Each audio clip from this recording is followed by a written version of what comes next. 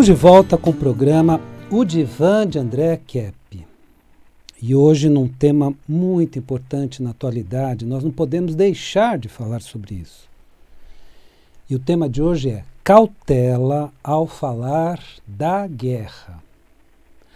Cautela ao falar da guerra. Vou fazer uma rápida apresentação minha. Eu sou doutor em psicologia social. Na psicologia social nós estudamos muito essas questões sociais. Sou mestre em psicossomática e psicologia hospitalar pela PUC. Sou psicólogo e sou psicanalista. Por que precisamos ter cautela para falar da atual guerra Israel versus Hamas? Porque entender a geopolítica desta guerra é muito complicado. É muito complicado. Se você ouvir apenas as notícias que estão vindo pela mídia, não vai conseguir entender. É uma situação muito complexa do ponto de vista histórico, do ponto de vista geopolítico. Eu mesmo tenho estudado continuamente e cada vez me surpreendo com mais e mais informações. Então, muito cuidado ao falar, porque a palavra pode se tornar explosiva. Você imagina falar de uma forma equivocada para um lado, de uma forma equivocada para o outro lado. Como isso gera problemas. Então eu mesmo venho estudando esse assunto continuamente e cada vez me surpreendo com novos detalhes. Então uma história muito complexa, carregada de detalhes, é uma geopolítica muito complexa, com muitos detalhes. Estes estudos precisam ir além dos seguintes fatos ocorridos. Como vocês já acompanharam, eu vou colocar 3 fatos. Eu sei que aconteceram muito mais fatos do que este. Mas vou colocar apenas 3 fatos. Ataque do Hamas no território de Israel. Claro, nada justifica o terrorismo. Nada justifica matar pessoas, jovens, naquela festa rave. Mulheres, crianças, nada justifica isso em momento algum. Não há justificativa para isso. Tá? Segundo, bombardeios de Israel na faixa de Gaza, mísseis. Segundo as agências de notícias, mais de 5.000 mísseis destruindo prédios, casas e matando também milhares de pessoas civis. Ah, tá bom, a guerra é contra o Hamas, mas está matando mulheres, crianças, adultos, senhores de idade. Então está matando uma população. E terceiro, eu trago esse terceiro porque agora a guerra se internacionalizou. Antes era uma guerra específica, Israel, Hamas, mas atingia apenas a faixa de Gaza. Agora, bombardeios de Israel nos aeroportos de Alepo e Damasco, na Síria. Então essa guerra já se internacionalizou. Claro que ocorreram outros fatos, mas para entendermos a guerra atual, precisamos estudar profundamente o quê? Para que a gente entenda um pouco dessa guerra. História da Palestina. Lá no passado era um país chamado Palestina. História de Israel. Israel surge em 1947 com a ONU. Tá? História da interação Israel e Palestina. Interação entre esses dois povos. Também precisamos aprender sobre a geopolítica de Israel, sobre a geopolítica da Palestina e sobre a geopolítica da interação de Israel e Palestina, que é uma história muito comprida, muito complexa e cheia de detalhes importantes, além de outros estudos. Até porque as notícias rápidas que a mídia nos traz não trazem explicações mais detalhadas do que ocorre nessa guerra. Então, fala, estourou uma bomba aqui, então a gente assistindo à distância, vê bombas caindo, vê ataques, vê explosões, com explicações muito simplórias, né? Que é o que dá tempo da grande mídia falar ou passar as notícias. Sendo assim, acompanhar as notícias do que acontece não nos permite entender tudo o que ocorre naquela região do mundo. De novo, é uma situação muito complexa, cheia de detalhes muito intrincados. Então a gente precisa tomar muito cuidado com qualquer comentário que a gente faça. Até porque a grande mídia, com honrosas exceções, tende a conduzir a população em apenas uma visão sobre a guerra. Olha, o que está acontecendo é isso, acabou. Não está acontecendo mais nada, é só uma visão. E aí você percebe, não, está faltando algumas explicações. E aí é importante ir atrás dessas explicações. Por isso, precisamos estudar também os textos não divulgados e não comentados. Quer dizer, vamos aprofundar mais. Então, está faltando comentários, está faltando explicações? Estude, se aprofunde nesses estudos. Sempre com cuidado, com a cautela, de mantermos o equilíbrio diante dos fatos revelados. Então, vamos manter o equilíbrio e vamos nos posicionar da melhor forma possível, da forma mais equilibrada possível, nós que estamos observando de longe. Mas precisamos observar esta guerra com alguns princípios éticos universais. Então, nós temos que ter alguns princípios éticos universais. Nada justifica o assassinato de pessoas inocentes de lado a lado. Nada justifica isso. Matar crianças, matar mulheres, matar idosos. Nada justifica de lado a lado estes assassinatos, né? Estamos diante da possibilidade da Terceira Guerra Mundial. E agora eu vou explicar o porquê. Já que alguns países estão se envolvendo no confronto. Então, antes era algo localizado. Lá Israel, faixa de Gaza, Hamas. Agora temos o Líbano, já entrando na guerra, a Síria, já entrando na guerra, e os Estados Unidos. Possivelmente teremos o Irã, e depois teremos também, talvez, são hipóteses, a participação da Rússia e até talvez da China. Então, temos todos os elementos para a constituição da Terceira Guerra Mundial. Então, é muito complicado o que está acontecendo. Portanto, precisamos ficar atentos, pois a situação é bem grave. Não é noticiário de bomba explodindo, isso já tive há muito tempo, já tinha muito tempo. Né? Não é só isso. Dessa vez a situação é muito mais grave. E já está envolvendo mais países. Os Estados Unidos declarou apoio total a Israel. Não sabemos qual vai ser o posicionamento da Rússia, não sabemos qual vai ser o posicionamento da China, mas pode, então, se tornar a Terceira Guerra Mundial, porque vai envolver vários países. Tanto Israel, agora outro problema gravíssimo, tanto Israel quanto o Irã possuem armas nucleares. Esse é o grande problema. Que podem ser lançadas em Teherã, no Irã, por exemplo, né? Pode ser enviada uma bomba atômica para Teherã, capital do Irã, e em Jerusalém, Israel, por exemplo, de lado a lado. Então, este conflito, que é um conflito que começou localizado, mas que já está envolvendo vários países, pode se tornar um conflito nuclear, porque Irã tem a bomba atômica e armas nucleares, e Israel também tem armas nucleares. Então, a situação pode ficar grave assim. Então, temos esses riscos iminentes a qualquer momento. Desta forma, a guerra atual pode escalar para o uso de armas nucleares.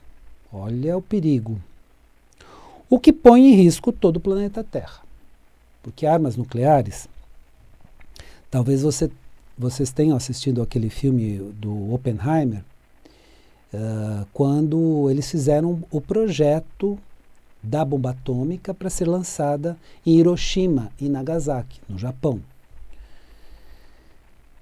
Qual que era a circunstância naquela época? Os Estados Unidos foi o primeiro país a dispor de armas nucleares.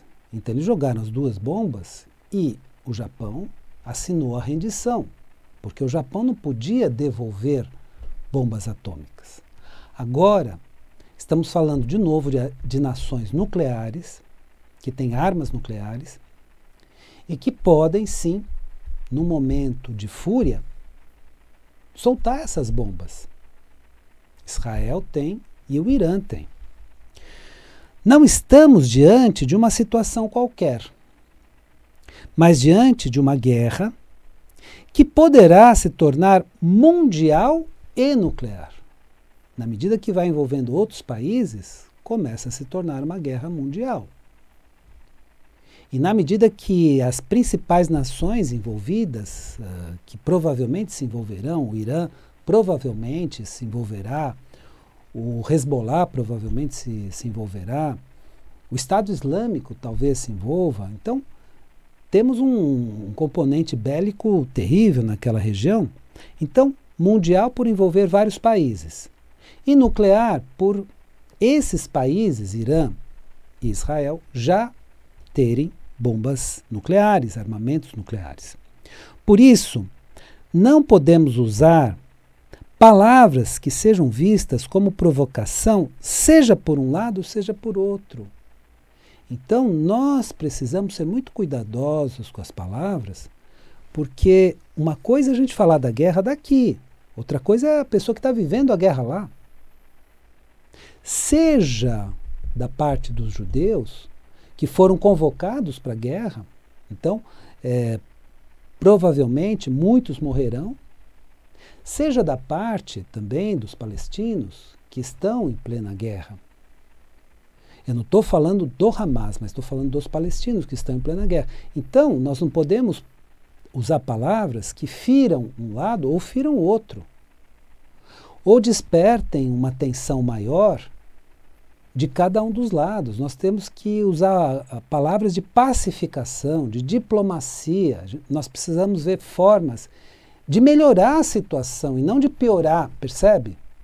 Porque determinadas palavras vão criando uma tensão muito maior, então, nas comunicações. Ah, mas nós estamos aqui no Brasil. E mesmo daqui, nós temos uma colônia palestina, nós temos uma colônia árabe, nós temos uma colônia muçulmana, nós temos uma colônia judaica. Muito cuidado, vamos sempre falar no sentido da paz, da harmonia, da diplomacia, por mais que já esteja em guerra. Vamos tentar fazer todos os esforços de paz. Precisamos ser diplomáticos e fazer todos os esforços para a paz, mesmo que os países envolvidos aumentem a intensidade da guerra, que é essa tendência no momento. Infelizmente, de lado a lado, vai haver um aumento da intensidade da guerra. A guerra já começou e não há o que fazer sobre a guerra iniciada. Já está aí e tudo indica que vai recrudescer, vai piorar, né? Mas podemos fazer todos os esforços individuais, ou seja, usarmos uma diplomacia pessoal para atenuarmos o máximo, seja a guerra, seja o clima de guerra que envolve todo o planeta, e seja a tensão que existe no ambiente. Ou seja, ao invés de incentivarmos as pessoas, de um lado ou do outro, em sua revolta e ódio, precisamos incentivá-las a encontrarem soluções de paz. Então, o incentivo que precisamos dar agora é para soluções de paz. É um incentivo, é um trabalho de diálogo, de conversa. É isso que nós precisamos nesse momento. Porque uma guerra pode existir numa tal escalada de vinganças que o fim dela pode ser o fim do planeta. Quando se envolve armamentos nucleares, evidentemente. Eu estou colocando o fim do planeta apenas como uma possibilidade diante de uma guerra nuclear. tá? Não estou dizendo que isso necessariamente vai acontecer. Eu, particularmente, não acredito que o planeta Terra acabará e será o fim da Terra, coisas do tipo. Mas precisamos todos ser muito diplomáticos e fazermos todos os esforços para alcançar a paz. Então são esforços no sentido de paz, esforços diplomáticos, que já começam aqui. Então, ao conversar com as pessoas, vamos ver quais as possibilidades de paz, quais as possibilidades de diminuir o ódio, o espírito de vingança, quais são as possibilidades, isso entre as pessoas. E aí você pode me perguntar, né? Você que é meu ouvinte de tanto tempo e eu respeito tanto. O que eu posso fazer se não tenho muita influência no mundo para apaziguar a revolta e o ódio das guerras, ou desta guerra especificamente? No dia a dia. Não incentivar, por exemplo, mais ódio, mais revolta, mas ao contrário, ver soluções, quais são as soluções de paz, porque às vezes a gente vive uma guerra no dia a dia, e a guerra que está acontecendo lá fora é apenas um reflexo de todas as nossas atitudes de ódio, de vingança, de querer ímpetos, né, de querer matar o outro, coisas do tipo. Eu sei que existe uma articulação muito mais complexa do que o que eu estou falando. Mas isso no nosso nível individual começa por aí. A pessoa aprontou comigo, tenho vontade de matar essa pessoa. Pronto. Isso é um estado de guerra. Porque se você se vingar dessa pessoa, ela também vai se vingar de você e vai haver uma guerra entre pessoas. Claro que essa guerra não começou assim. Começou com uma situação muito mais complicada, que foi o Hamas invadir o território israelense. Começou assim. Então, é uma outra situação, evidentemente, mas se a escalada de ódio, de vingança aumentar, não tem fim. Porque, você fez isso, então, bomba em você. Mas então você fez isso, então, bomba em você. Aí não tem fim. Então precisamos entender isso. E todos os esforços precisam ser feitos no sentido da paz, mesmo que essa guerra recrudesça até um determinado ponto. Mas aí que precisamos ser diplomáticos, defender a paz não apenas lá no fronte, mas aqui, na nossa convivência, né? Não querer destruir os outros com tanto ímpeto, no dia a dia. Então, acabar com as guerras locais, guerras individuais, guerras familiares, guerras entre conhecidos, e instaurar um espírito de paz, um espírito diplomático. Tá bom. E aí nós temos aquele ensinamento maravilhoso do nosso querido e amado Mestre Jesus o Cristo, do perdão. Mas como é que dá para perdoar alguém que matou? Veja bem, se não houver o perdão num determinado momento, não tem fim. Não perdoo você porque você fez isso. Aí bomba em você. Não perdoo você porque você jogou uma bomba. Bomba em você.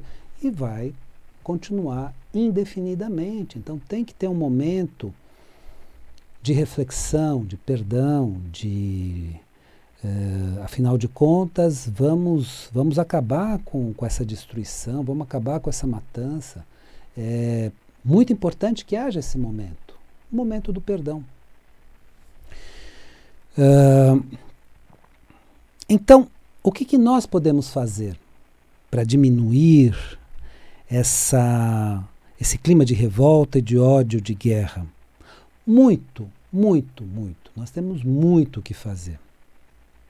No sentido de apaziguar as pessoas próximas e juntar esforços para conseguirmos apaziguar até a guerra atual. Quer dizer, vamos apaziguar, vamos levar a paz, vamos levar o diálogo, vamos levar um senso de diplomacia. A verdadeira diplomacia não é aquela que incentiva a guerra, mas aquela que procura alguma solução para os conflitos.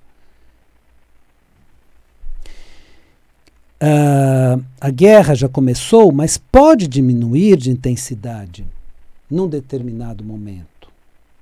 Pode haver um refreamento, pode apaziguar um pouco. A partir de algum momento da guerra, pode haver um refreamento, pode haver um esforço no sentido de paz, mutuamente, e podemos ajudar nisso. É isso que nós devemos ajudar. Os nossos esforços precisam ser no sentido da paz. E além de todos os esforços no sentido da paz, fazer muitas orações. Espero que o programa de hoje tenha sido interessante para você. E lembre-se, a vida é sabedoria. A cada momento entenda o seu significado.